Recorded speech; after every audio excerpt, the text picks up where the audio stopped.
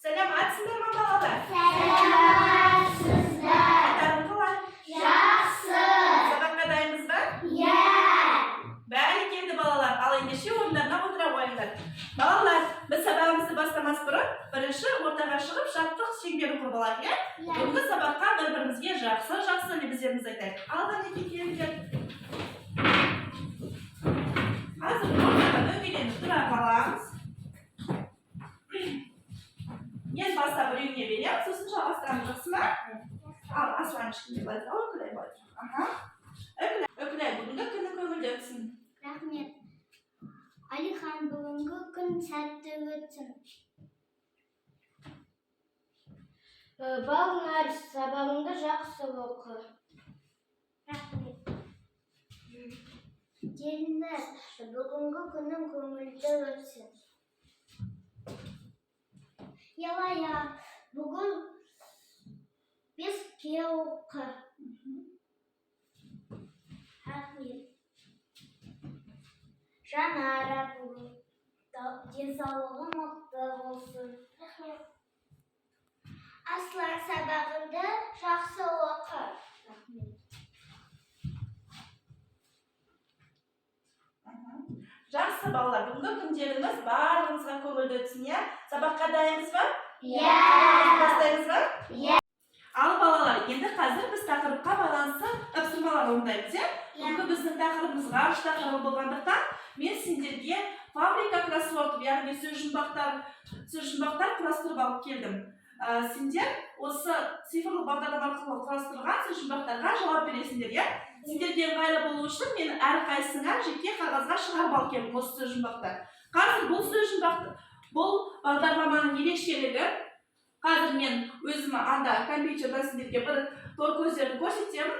Сол кезде ол сөз жұмбақтың сұрағы шығады. Сұрағы шыққаннан кейін сендер соны өздеріңде жауабын белгілейсіңдер, жақсы ма? Иә. Кімде неше дұрыс жауап болады, сол балаларға мен осындай жұлдызшалар беріп отырамын. Ал сабақтың соңында ең көп жұлдызша жинаған оқушы ең жоғары балл алады. Келістік па? Иә. Ал ендеше балалар, сөз жұмбақтарымызды шешіп көрейік. Міне, мен көрсетіп тұрған сары белгіленіп тұр ма? Барлықтарға көрініп тұр ма? Иә. Аха. Батырманы сол жерге апарған кезде бізде ол жер сары түспен белгіленіп шығады. Және сұрағы мінде тұр. Жұлдыздар жүйесі қалай аталады? Барлықтарымыз оны анда жазамыз. Қалай бізде аталады? Жазыңдар.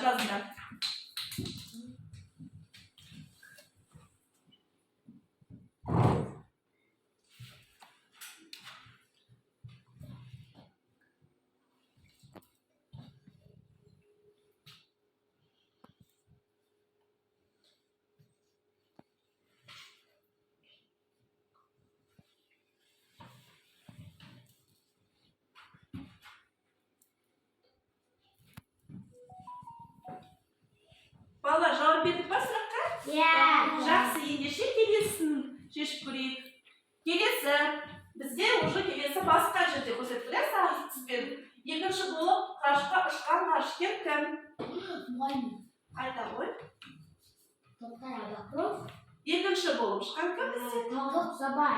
Дұрыс айтасыз. Жарайсың, Аслан. Ал барлығымыз осы жерге жазамыз, иә? Талғат деп. Міне балалар, мына жерге жазып. Талғат. Жаздық па? Иә. Келесіне дайынбыз ба? Иә. Ал балалар, келесі біздің сұрағымыз: алғашқы әйел ғарышкер кім?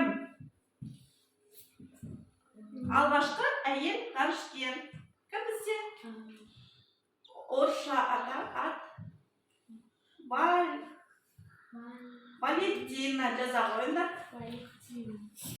Жарайсыңдар балалар, өте керемет. Бүгін барлықтарың сабаққа өте белсенді қатысыңдар. Мен өте қуанып тұрмын сендердің ынталарыңды көріп. Және барлықтарында көп жұлдызшалар бар, солай ма? Жақсы. Демек, барлықтарың ең жоғарғы баллдарды аласыңдар, иә? Ал енді бүгінгі сабағымызды қорытындылап алайық. Қорытындылау үшін сіздермен кері байланыс жасағым келіп тұр. Қазір кері байланысты біз сіздермен ашық микрофон әдісі арқылы жасаймыз. Қазір мен сендерге сұрақ қоямын, сендер сұрақтарыма жауап бересіңдер. Келістік пе? Иә. Ал кеттік ендеше. Балнар, бүгінгі сабақ сенің есіңде неме қалды? Менің есімде Қазақстанда ғарыш айлағы бар екенін білдім. Бәрекелді. Аслан, саған сабақ ұнады ма? Несімен есіңде қалды?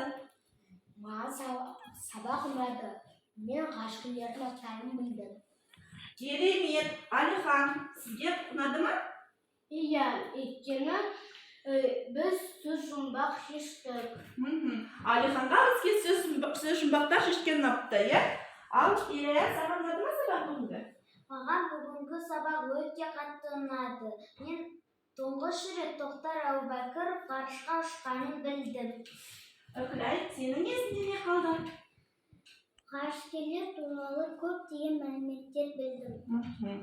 Жарайсыңдар балалар. Барлықтарыңа рахмет, иә? Бүгін сабаққа барлық